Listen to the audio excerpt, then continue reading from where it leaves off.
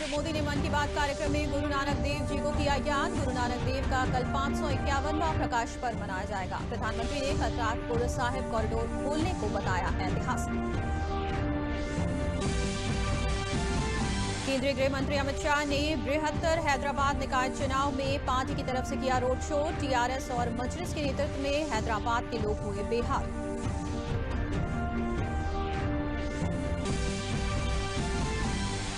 प्रधानमंत्री नरेंद्र मोदी कल एक दिन के दौरे पर अपने संसदीय क्षेत्र वाराणसी का करेंगे दौरा। प्रधानमंत्री देव दीपावली सहित कई सांस्कृतिक कार्यक्रमों में करेंगे शिरकत। खजुरी में जनसभा को भी करेंगे संबोधित।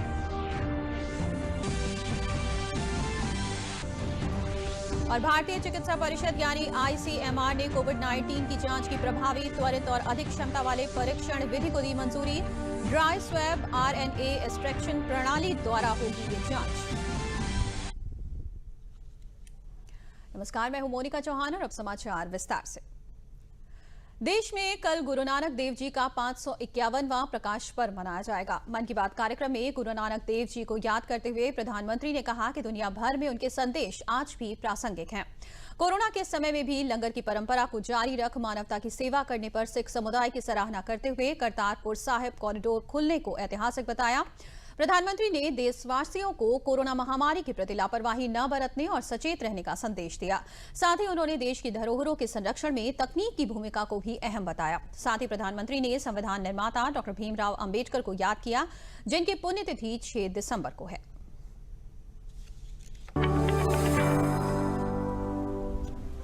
देश भर में सोमवार को श्री गुरु नानक देव जी का 551वां प्रकाश पर्व मनाया जाएगा।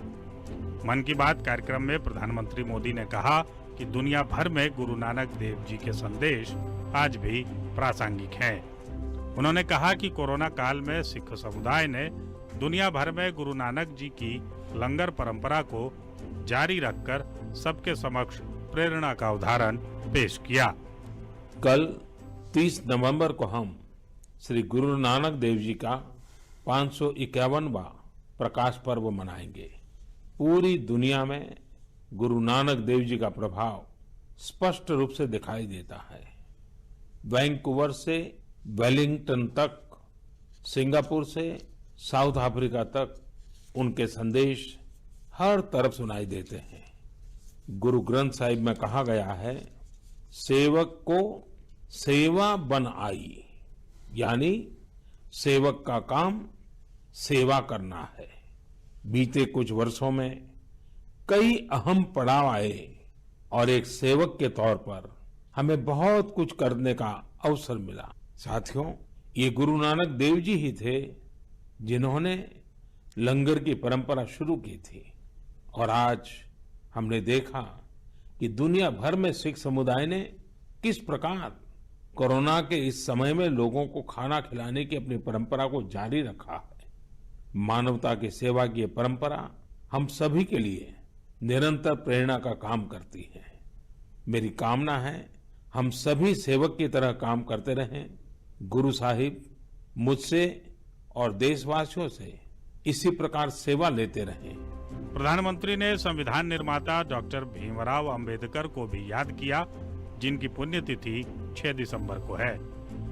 साथ ही पीएम मोदी ने कहा कि यह दिन बाबा साहेब अंबेडकर को श्रद्धांजलि देने के साथ साथ राष्ट्र के प्रति अपने संकल्पों को दोहराने का दिन है। 6 दिसंबर को बाबा साहब अंबेडकर की पुण्यतिथि भी है।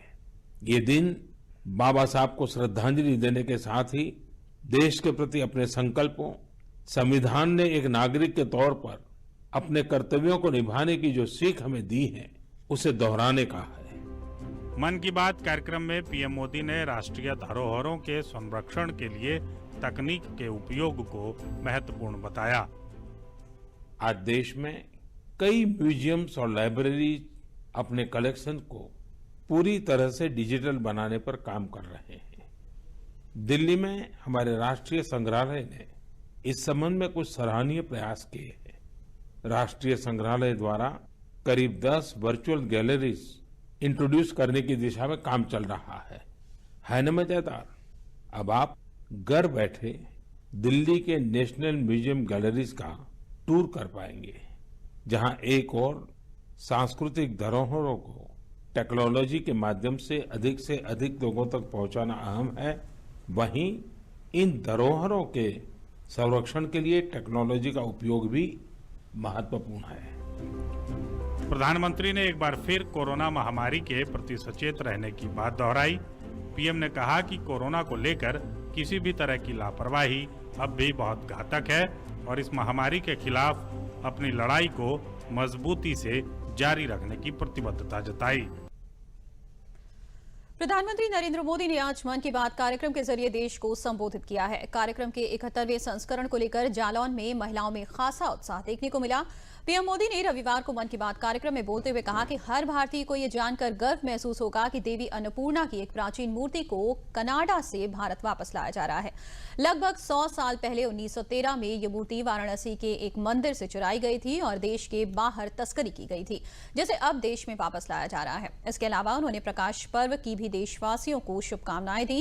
उन्होंने कृषि सुधार बिल को किसानों के हित में बताया। उन्होंने लोकल फॉर वोकल, शिक्षा और पराली जैसे अहम मुद्दों पर चर्चा की।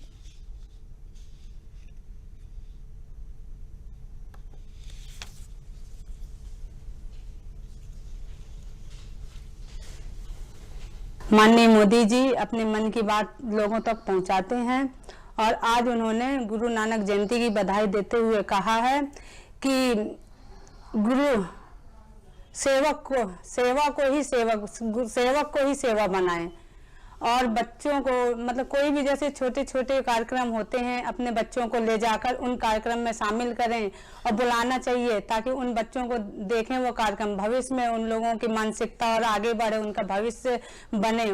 मैंने आज मन की बात कार्यक्रम माननीय मोदी जी का देखा है जिसमें कि उन्होंने हमारे देशवासियों को संदेश दिया है कि किसान कृषि सुधार बिल जो कि आया है उसके बारे में सभी देशवासियों को बताया है और समझाया है कि जो कृषि का उचित फसल का मूल्य होता है वो उन्हें मिलेगा और किसी की अफवाहों में ना आए वो, और जो बिचौलियों के से भी बचत रहेगी उनको इसकी। आज हमने टीवी में देखा मोदी जी ने बहुत अच्छी अच्छी बातें की हैं पढ़ाई लिखाई के बारे में, बच्चों के और शिक्षा के बारे में हम पढ़ाएंगे लिखाएंगे और उन्होंने बहुत सारी सुविधाएं दी हैं, कॉलोनी दी हैं, जो आवास योजना, तो हमारे पास कुछ नहीं था, उन्होंने हमें कॉलोनी दी, हमने बनवाया उसका। और उन्होंने कहा है कोरोना अभी ख़त्म नहीं हुआ है इसलिए हम मास्क लगाएंगे, उनका पालन करेंगे।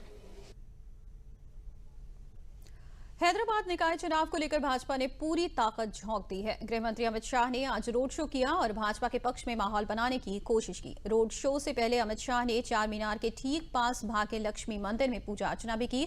रोड शो के बाद प्रेस वार्ता को संबोधित करते हुए अमित शाह ने कहा कि हैदराबाद में जिस प्रकार का कॉरपोरेशन टीआरएस और मजलिस के नेतृत्व में चला है उससे लोग बेहाल हैं। बारिश से शहर में पानी भर जाने से करीब 60 लाख लोग परेशान हुए। उन्होंने आरोप लगाया कि मजलिस के इशारों पर अवैध निर्माण हुआ है जिसके चलते पानी की निकासी ठीक से नहीं हो पा रही है।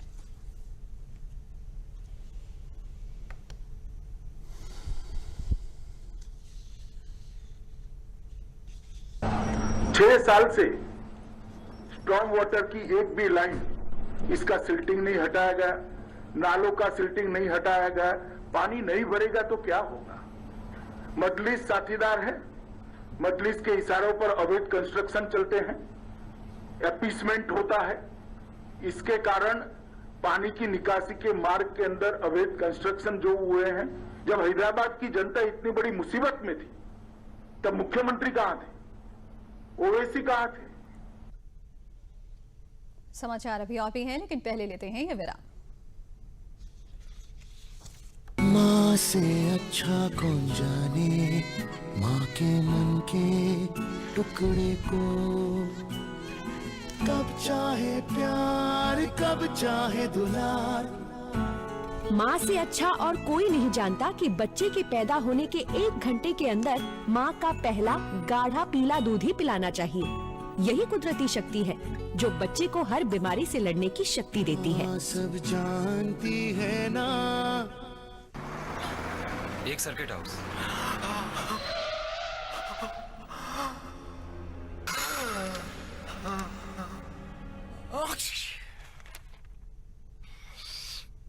नोवेल कोरोना वायरस बीमारी को फैलने से रोका जा सकता है। खांसते और छींकते वक्त अपने मुंह पर रुमाल और टिश्यू रखकर इसे फैलने से रोक सकते हैं। अपनी सुरक्षा के लिए हमारी मदद करें। अगर आपको खांसी, बुखार या सांस लेने में तकलीफ हो तो तुरंत नजदीकी स्वास्थ्य केंद्र जाएं। लेकिन 25 लाख नवजात शिशुओं की मृत्यु विश्व में हर वर्ष हो जाती है। हर शिशु की रक्षा के लिए हम विश्व की सर्वोत्तम तकनीकों को प्रदेश में लागू कर रहे हैं। Essential KMC lounge, kangaroo mother care, Uttar Pradesh. स्वास्थ्य, सुरक्षा और सम्मान की ओर बढ़ते कदम, अनमोल जीवन की शुरुआत नवजात शिशु की देखभाल के साथ। आइए मिलकर सुनहरे भविष्य की नींव रखें। विराम के बाद स्वागत है आपका। बढ़ते समाचारों में आगे। प्रधानमंत्री नरेंद्र मोदी सोमवार को अपने संसदीय क्षेत्र वाराणसी का दौरा करेंगे। अपने इस दौरे में प्रधानमंत्री 6 लेन वाली हंडिया प्रयागराज से राजा तालाब वाराणसी को जोड़ने वाली राष्ट्रीय राजमार्ग 19 को राष्ट्र को समर्पित करेंगे। प्रधानमंत्री देव दीपावली पर आयोजित होने वाले कार्यक्रम में भी शिरकत करेंगे। वाराणसी में चल रहे काशी विश्वनाथ मंदिर कॉरिडोर परियोजना का अवलोकन करने के साथ ही प्रधानमंत्री सारनाथ पुरातात्विक स्थल का भी दौरा करेंगे।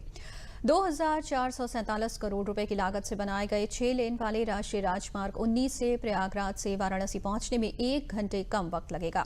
प्रकाश और उत्साह का पर्व देव दीपावली वाराणसी में कार्तिक महीने में पूर्णिमा को धूमधाम से मनाया जाता है। इसको देखने के लिए दुनिया भर के लोग वाराणसी पहुंचते हैं। इस वर्ष वाराणसी में राजघाट पर प्रधानमंत्री दिया जलाकर इसकी शुरुआत करेंगे, जिसके बाद वाराणसी में गंगा के दोनों किनारों पर 11 लाख दिए प्रज्वलित किए जाएंगे। प्रधानमंत्री अपने इस दौरे में वाराणसी में चल रहे काशी विश्वनाथ मंदिर कॉरिडोर परियोजना की प्रगति की समीक्षा करेंगे। प्रधानमंत्री नरेंद्र मोदी ने पिछले महीने सारनाथ पुरातात्विक स्थल पर लाइट एंड साउंड शो की शुरुआत की थी। अपने इस दौरे में पीएम इस शो को भी देखने जाएंगे।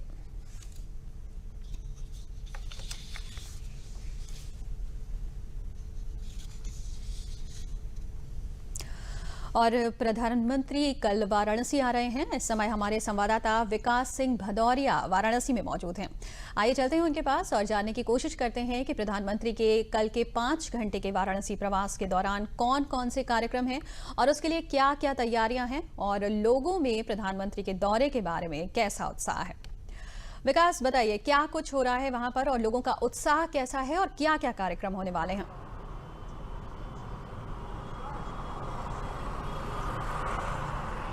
जी बिल्कुल, वाराणसी में काफ़ी जोश, काफ़ी उत्साह है। वाराणसी सज रही है कल के दिव्य कार्यक्रम के लिए। कल दिव्य दीपोत्सव का कार्यक्रम है।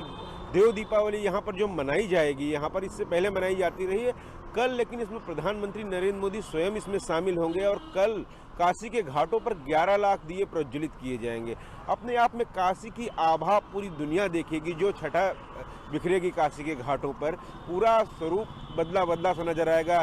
कल देव दीपावली है, महाआरती का आयोजन भी होता है, तो अद्भुत अलौकिक विहंगम दृश्य होंगे काशी के घाटों से।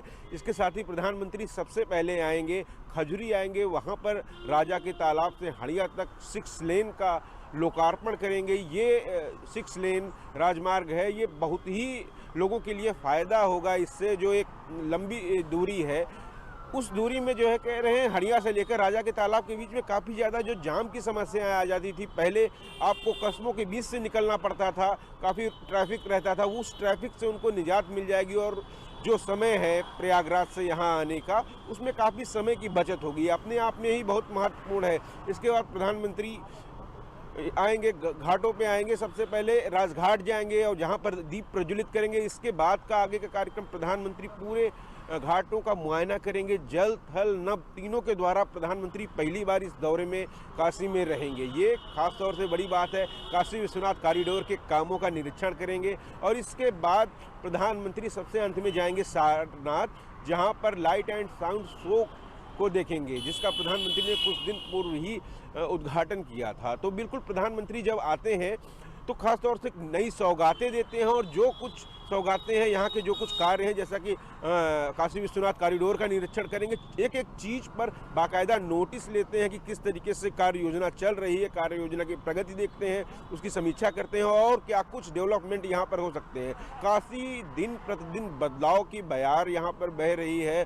जो काशी जो वाराणसी पहले था, यहाँ के विकास के नित्य नए आयाम जुड़ते जा रहे हैं मोनिका यहाँ पर, और अद्भुत अलौकिक है। कल देव दीपावली का दिन है। सुरक्षा व्यवस्था की अगर बात करें तो यहाँ पर सुरक्षा व्यवस्था की पुख्ता इंतजाम किए गए हैं। 20 IPS अधिकारियों को दौरे में लगाया गया है। उनके नीचे 11,000 सुरक्षा कर्मी लगाए गए हैं, अलग अलग अर्धसैनिक बलों को मिलाकर। तो काफी व्यापक व्यवस्थाएं की गई है, काफी सब संवर रही है, नित्य नए विकास के आयाम गढ़ रही है। और स्वागत के बिल्कुल जी बिल्कुल आपने सही कहा कि कोविड गाइडलाइन को मद्देनजर यहाँ पर नियम कायदे लगाए गए हैं। यहाँ पर जो भी लोग मौजूद रहेंगे, जो भी लोग रहेंगे, उनको बाकायदा उनका तापमान चेक करके उनको अंदर जाने दिया जाएगा। उस कार्यक्रम में जो भी लोग शामिल हो रहे हैं, जिनको बाकायदा इनवाइटी है, इसके साथ ही कोविड टेस्ट की प्रॉपर व्यवस्था कराई गई है। जो सुरक्षा कर्मी भी लगाए गए हैं उनको भी कोविड टेस्ट उनके कराए गए हैं। तो ये अपने आप में बहुत ही खास बात है। और जो लोग देव दीपावली में घाटों पर शिरकत नहीं कर पाएंगे इस बार कोविड-19 के दौरान, वो अपने घरों पे दियों प्रज्वलित करेंगे। तो अपने आप में पूरी काशी एक साथ प्रकाशवान होगी कल शाम को। जी बहुत बहुत शुक्रिया विकास इस पूरी जानकारी के लिए, बहुत बहुत शुक्रिया। और कल वाराणसी में दिव्य देव दीपावली का आयोजन होगा और इस अवसर पर प्रधानमंत्री नरेंद्र मोदी मौजूद रहेंगे। राजघाट से लेकर 80 घाट तक दीपों की छटा झलकेगी। काशी के घाटों पर 11 लाख दीप प्रज्वलित किए जाएंगे। वाराणसी में देव दीपावली के आयोजन में प्रधानमंत्री नरेंद्र मोदी शामिल होंगे। यहाँ पर विशेष और भव्य तैयारियां की गई हैं। काशी के घाटों पर 11 लाख दिए जलेंगे। कल एक अद्भुत आयोजन होगा। हमारे साथ हैं आचार्य जी, जानते हैं इनसे क्या कुछ महत्व होता है देव दीपावली का वाराणसी में। काशी में भगवान शंकर, माँ पार्वती दोनों विराजमान हैं और 12 ज्योतिर्लिंगों में सर्वश्रेष्ठ बाबा विश्वनाथ मेरे हैं। हमारे देश के यशस्वी प्रधानमंत्री जी इस अवसर पर आ रहे हैं। मैं उनका हार्दिक स्वागत करता हूं और बनारस के वासियों से सभी से अनुरोध करता हूं, हर्षोल्लास के साथ किस तरह से नियम कानून को पालन करते हुए किस तरह के देव दीपावली का आनंद लें। पौराणिक मान्यताओं में हमारा जो ये कार्तिक मास है, इसका अपना बहुत महत्व है। कहा जाता है कि ये कार्तिक मास में सभी देवी देवताओं भूमि पे आते हैं, भ्रमण करते हैं। उन्हीं के यात्रा को अलौकिक करने के लिए हम लोग आकाशदीप भी जलाते हैं। और उस दिन कार्तिक पूर्णिमा वाले दिन खास करके दशाश्वमेध घाट का अपना महत्व है। पुराने समय में अश्वमेध यज्ञ होता था, तो यहाँ कम से कम 10 अश्वमेध यज्ञ तो हुए ही हैं, इसीलिए दशाश्वमेध घाट नाम रखा गया है। तो सारे देवी देवता काशी में खास करके दशाश्वमेध घाट पे ये मानता है कि यहाँ उपस्थित रहते हैं। तो उन्हीं को हम लोग उन्हीं के लिए ये दीपक जलाते हैं। भव्य और दिव्य होगा दीपोत्सव वाराणसी का। काशी के इन घाटों पर कल दीपों की आभा झलकेगी और संपूर्ण विश्व देखेगा। रामजी वाजपेयी के साथ विकास सिंह, डीडी न्यूज, वाराणसी। बढ़ते हैं आगे। मुख्यमंत्री योगी आदित्यनाथ ने आज लखनऊ में अपने सरकारी आवास पर आयोजित एक कार्यक्रम में ग्राम विकास विभाग द्वारा प्रधानमंत्री ग्राम सड़क योजना के अंतर्गत 204 करोड़ रुपए से 56 जनपदों में 2095 किलोमीटर लंबे 748 मार्गों और पंचायती राज विभाग द्वारा 647 करोड़ रुपए की लागत से 2000 किलोमीटर लंबे 1825 सड़कों का लोकार्पण और शिलान्यास किया। इस अवसर पर मुख्यमंत्री ने उपस्थित लोगों को संबोधित करते हुए कहा कि ये योजना पूर्व प्रधानमंत्री अटल बिहारी वाजपेयी की दूरदृष्टि का नतीजा थी कि स्वतंत्रता के 5 दशकों बाद तक हमारी ग्रामीण जनता जो सड़क जैसी मूलभूत सुविधाओं से वंचित थी, उसको संतृप्त करने का कार्य किया।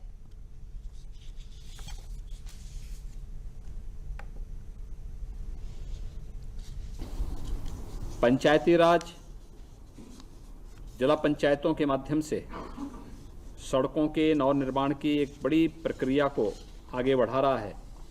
और जैसा कि मुझे बताया गया कि 2000 किलोमीटर के 1825 मार्गों के नवनिर्माण के लिए 647 करोड़ रुपए की लागत से इन सड़कों के निर्माण कार्य का एक साथ पूरे प्रदेश के अंदर शुभारंभ हो रहा है, इसका शिलान्यास हो रहा है। इसके साथ ही प्रधानमंत्री ग्रामीण सड़क योजना हम सब जानते हैं कि यह योजना श्रद्धेय अटल बिहारी वाजपेयी जी ने प्रधानमंत्री बनने के बाद इस देश के अंदर प्रारंभ की थी और अपने समय में बहुत लोकप्रिय योजना ये बनी थी, क्योंकि पहली बार आज़ाद भारत के अंदर देश 1947 में आज़ाद हुआ था और प्रधानमंत्री ग्रामीण सड़क योजना सन 2001 में ये योजना लागू हो पाई थी। यानी आज़ादी के 5 दशक तक भारत की ग्रामीण व्यवस्था उन बुनियादी सुविधाओं से वंचित थी जो विकास की प्रक्रिया के सबसे बड़े और सशक्त माध्यम होते हैं, अच्छी सड़कें।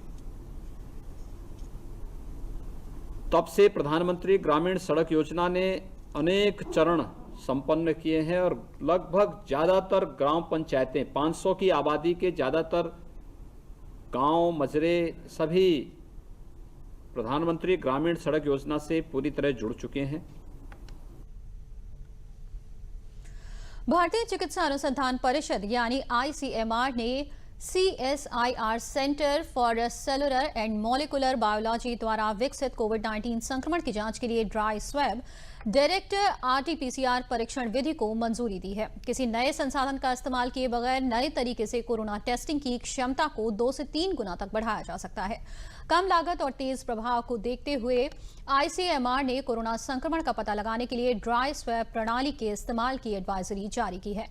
Centre for cellular molecular biology April महीने से कोरोना वायरस के सैंपल की जांच कर रहा था। तेलंगाना में स्वास्थ्य कर्मियों के साथ मिलकर काम करने के बाद जांच प्रक्रिया को धीमी करने वाले कुछ प्रमुख कारकों की पहचान की गई। संक्रमण की त्वरित और सरल जांच सुनिश्चित करने के लिए अनुसंधानकर्ताओं ने ड्राई स्वैब RNA एक्सट्रैक्शन मुफ्त जांच प्रणाली विकसित की है।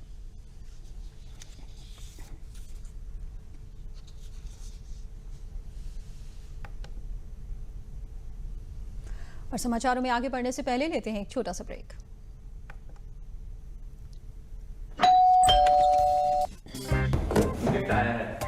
अरे वाह, लेजेंड की बैट, इससे तो मैं खेलूंगा।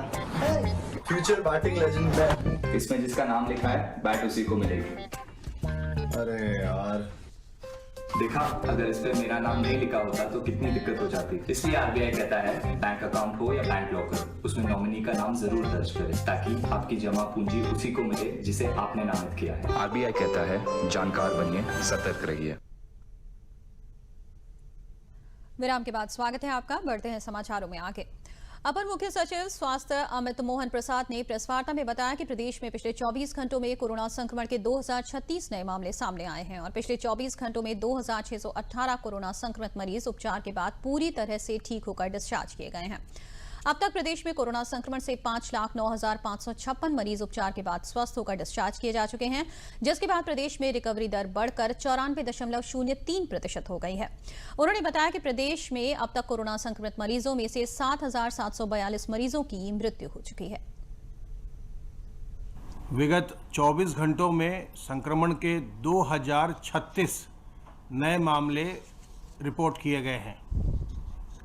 इसी अवधि में उपचारित होकर डिस्चार्ज होने वालों की संख्या 2618 है।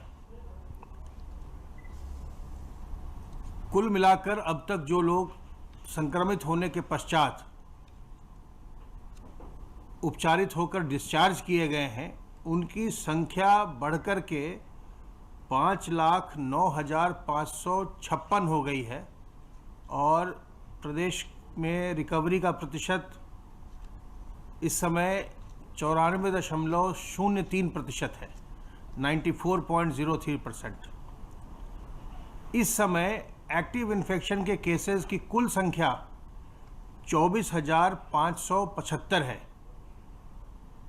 और संक्रमण से अभी तक कुल मिलाकर के संक्रमित व्यक्तियों में से 7,742 लोगों की मृत्यु हुई है। अपर मुख्य सचिव सूचना नवनीत सहगल ने बताया कि कोरोना संक्रमण से बचने के लिए सरकार द्वारा जारी गाइडलाइन का अनुपालन करें। उन्होंने बताया कि प्रदेश में औद्योगिक गतिविधियों को तेजी से संचालित किया जा रहा है। लगभग 8 लाख से अधिक इकाइयां कार्यरत हैं। इसके अलावा नई MSME इकाइयों को संचालित करने के लिए बैंकों से समन्वय स्थापित किया जा रहा है। प्रदेश में रोजगार के बढ़ते अवसर के लिए सरकार प्रयासरत है। प्रदेश में औद्योगिक गतिविधियां तेजी से चलती रहें, उसके लिए प्रयास किया जा रहा है। लगभग 8 लाख से अधिक इकाइयां कार्यरत हैं, जिनमें सभी श्रमिक कार्य कर रहे हैं। विद्यमान MSMEs को उनकी जो कार्यशील पूंजी की समस्याएं थी, उनकी जो कार्य संचालन की समस्याएं थी, उनको दूर करने के लिए बैंकों से आत्मनिर्भर पैकेज में जो ऋण दिलाया जा रहा है, वो उसकी प्रगति इस प्रकार है। लगभग 4,37,000 इकाइयों को बैंकों द्वारा 11,061 करोड़ रुपए का ऋण स्वीकृत और वितरित किया गया है। इसी प्रकार प्रदेश में उद्योगों के माध्यम से रोजगार के और अवसर पैदा करने, इसके साथ साथ स्वरोजगार के भी और अवसर पैदा करने का भी अभियान प्रदेश सरकार चला रही है। ये मिशन रोजगार अभियान, इस अभियान के अंतर्गत 6,48,000 नई MSME इकाइयों को बैंकों द्वारा 19,772 करोड़ रुपए के ऋण वितरण किए गए हैं। केवल MSME सेक्टर से ही प्रदेश में 25 लाख से अधिक रोजगार के अवसर सृजित हुए हैं तथा इन इकाइयों के संचालन से प्रदेश की GDP में बढ़ोतरी हुई है। अखिल भारतीय स्वतंत्रता संग्राम सेनानी और उत्तराधिकारी संयुक्त संगठन द्वारा आज लखनऊ के विश्वेश्वरैया हॉल में सम्मान समारोह आयोजित किया गया, जिसमें प्रदेश के कैबिनेट मंत्री अनिल राजभर ने स्वतंत्रता संग्राम सेनानियों को सम्मानित किया। कार्यक्रम में लखनऊ की महापौर संयुक्ता भाटिया भी मौजूद थी। श्री राजभर ने कहा कि स्वतंत्रता संग्राम सेनानियों के लिए इस तरह की संगोष्ठी और सम्मान समारोह भविष्य में भी होते रहने चाहिए। इस तरह के कार्यक्रमों से राष्ट्रीय भक्ति और ज्यादा जागृत होती है। आज यहाँ पर हमारे स्वतंत्रता संग्राम सेनानी जो हैं, शहर के जो प्रबुद्ध लोग हैं, जिनको राष्ट्र के प्रति चिंता है, राष्ट्रीय भावनाओं के से ओत-प्रोत जो लोग हैं, आज यहाँ पर उपस्थित हैं और एक अच्छे विषय पर यहाँ पर लोगों को बुलाया गया है। मैं संगठन को अपने तरफ से साधुवाद देता हूँ, अपने तरफ से बधाई देता हूँ और ऐसे कार्यक्रम चलते रहने चाहिए। ये आयोजन आगे भी चले, ये संगठन और विस्तार करे, अपने काम को प्रदेश और देश के अन्य कोनों तक भी लेकर जाए, ऐसा हम लोग अनुरोध भी करते हैं। आज का विषय है स्वतंत्रता संग्राम सेनानियों का, जिन्होंने अपनी जान की बाजी लगाकर हमें इस आज़ादी की आज़ाद भारत में सांस लेने का एक अवसर प्रदान कराया। ऐसे स्वतंत्रता संग्राम सेनानियों को आज सम्मानित करने का आपने बीड़ा उठाया है और ये सुंदर कार्यक्रम, सुंदर विषय और सुंदर कार्यक्रम के लिए मैं आयोजकों को विशेष रूप से बधाई देती हूँ। और मुझे ऐसे अवसर पर आने का अवसर प्राप्त हुआ कि हमारे यहाँ पर 2 स्वतंत्रता संग्राम सेनानी जो बहुत बुजुर्ग हैं, बहुत दूर से आए हैं, एक हरदोई से आए हैं, एक दूसरे आए हैं, उनका भी मैं विशेष रूप से स्वागत करती हूँ। और जितने यहाँ पर स्वतंत्रता संग्राम सेनानी आए हैं, उनका हृदय से आभार प्रकट कर स्वागत करती हूँ। प्रयागराज से नई दिल्ली के लिए चलने वाली प्रयागराज नई दिल्ली स्पेशल अब 130 किलोमीटर प्रति घंटे की रफ्तार वाली भारतीय रेल की पहली 24 LHB कोच ट्रेन बन गई है। अब ये गाड़ी प्रयागराज नई दिल्ली स्पेशल 130 किलोमीटर प्रति घंटे की अधिकतम गति से चलना शुरू हो गई है। प्रयागराज से ओरिजिनेट होने वाली इस गाड़ी के अतिरिक्त उत्तर मध्य रेलवे से गुजरने वाली 8 जोड़ी अन्य विशेष रेलगाड़ियों की गति भी 130 किलोमीटर प्रति घंटे तक करने की तैयारी चल रही है। जुलाई 1984 से प्रारंभ हुई प्रयागराज एक्सप्रेस उत्तर मध्य रेलवे की प्रमुख ट्रेन है और पिछले 4 दशकों में यात्रियों के बीच बहुत लोकप्रिय रही है। ट्रेन की गति बढ़ाए जाने के बाद इससे सफर करने वाले यात्रियों ने खुशी जताई है। ये ट्रेन अपने निर्धारित समय से पहले पहुंचेगी।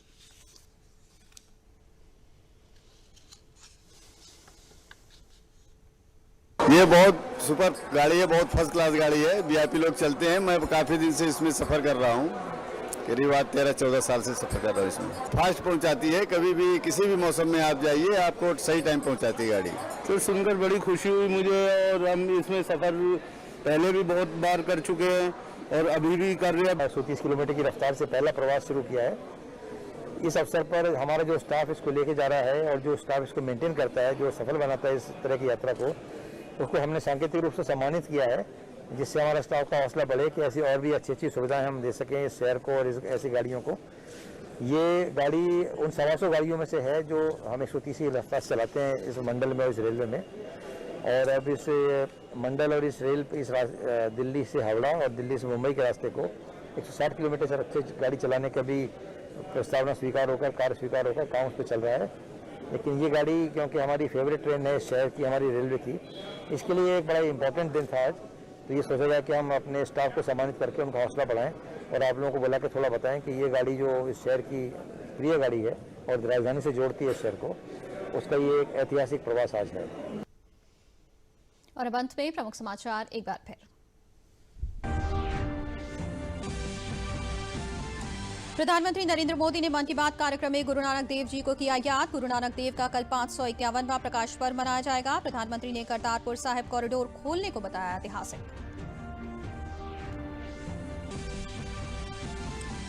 केंद्रीय गृह मंत्री अमित शाह ने बृहत्तर हैदराबाद निकाय चुनाव में पार्टी की तरफ से किया रोड शो। टीआरएस और मजलिस के नेतृत्व में हैदराबाद के लोग हुए बेहाल।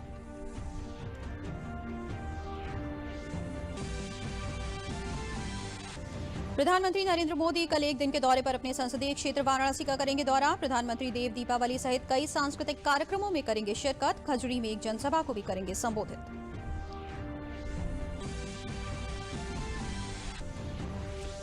और भारतीय चिकित्सा परिषद यानी आईसीएमआर ने कोविड-19 जांच की प्रभावी, त्वरित और अधिक क्षमता वाले परीक्षण विधि को दी मंजूरी। ड्राई स्वैब आरएनए एक्सट्रैक्शन प्रणाली द्वारा होगी ये जांच। इसी के साथ समाचार समाप्त हुए। नमस्कार।